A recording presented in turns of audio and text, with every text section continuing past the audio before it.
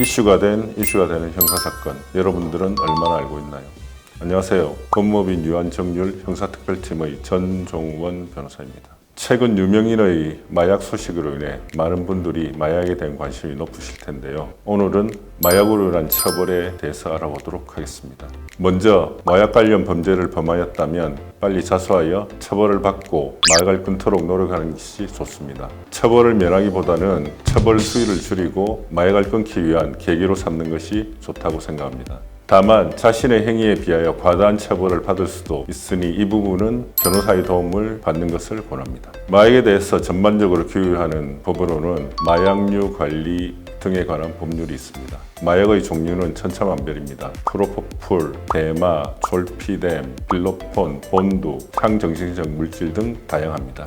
프로포폴은 수면 내시경을 할 때 사용되는 성분이 유효한데요. 과학적 목적이 아닌 다른 목적으로 사용을 하면 처벌받게 됩니다. 프로포폴의 경우 의사들이 범죄에 연루되는 경우가 다수 있는데 프로포폴을 원하는 사람에게 처방전 없이 또는 가짜 처방전을 발급하고 프로포폴을 투약하게 되는 경우입니다. 이 경우 의사가 집행유예 이상의 처벌을 받게 되면 의사 면허가 박탈되는 상황이 올 수 있습니다. 의사는 의료법 관련 혐의로 집행유예 이상의 처벌을 받게 되면 통상적으로 의사 면허가 박탈되게 됩니다. 프로포폴은 중독성이 강하지 않다고 알려져 있으나 심리적으로 의존하게 되는 심리적 의존성이 더 큰 문제라고 합니다. 대마초는 합법인 나라도 외국에서 일부 있습니다. 이에 대마초를 합법으로 하자는 움직임도 있는데 그 근거로 담배보다 덜 해롭다거나 담배보다 중독성이 약하다는 등의 주장이 제시되고 있습니다. 하지만 담배보다 더 해로운지 중독성이 약한지 여부를 떠나 대마 그 자체로 이롭지 않고 해로운 것은 사실이므로 현재 우리나라에서 이를 합법화할 가능성은 없어 보입니다.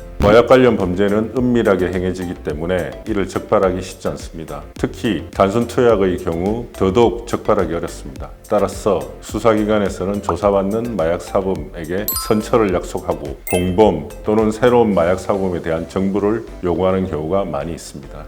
수사에 적극 협조할 경우 소위 말하는 공적서를 작성하여 재판 단계에서 양형에 유리한 정상으로 활용할 수 있습니다. 이때 의리파인 사람의 경우 공범 또는 자신의 지인을 밝히지 않는 경우가 있습니다. 물론 공범을 밝히고 밝히지 않고는 그 사람의 자유이며 그 사람의 가치관에 따라서 다를 것입니다.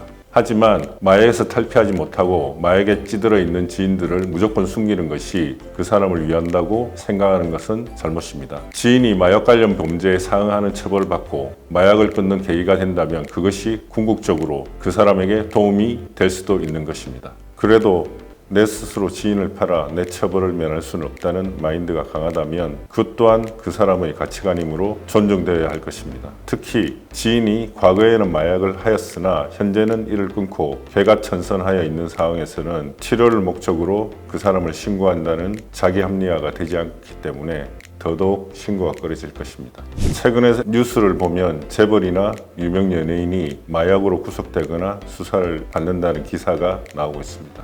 제3자가 보았을 때 부족한 것이 없는 사람이 마약을 하는 이유가 무엇일까요? 그로 인하여 모든 것을 잃는 경우도 발생하는데요. 우리는 절대로 마약은 손에 대지 않아야 할 것입니다. 마약 관련 범죄와 관련하여 변호사가 도와줄 수 있는 정도는 마약을 끊고 새 출발을 하겠다는 다짐 등으로 형량을 완화시키는 정도라고 생각합니다. 물론 억울하게 마약 사범으로 몰린 경우에는 적극적으로 무죄 변론을 하여야겠지만 마약 관련 범죄를 저질렀음에도 변호사에게 무죄 변론을 하여 달라고 할 경우 변호사가 변론을 하기는 상당히 어렵습니다. 오늘은 마약 범죄에 관련하여 형사 변호사로서 솔직하게 말씀드리는 시간 가져보았습니다. 많은 도움이 되셨다면 좋아요, 구독 부탁드리겠습니다. 감사합니다.